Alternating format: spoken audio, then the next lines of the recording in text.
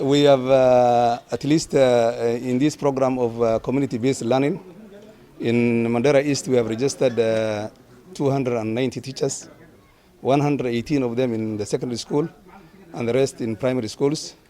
We have distributed the teachers into locations where they are based. Now in Mandera Central Division we have 9 locations. The teachers were distributed into the learning into the locations. And what we have now done today is we using the Nyumbakumbi initiatives of Komor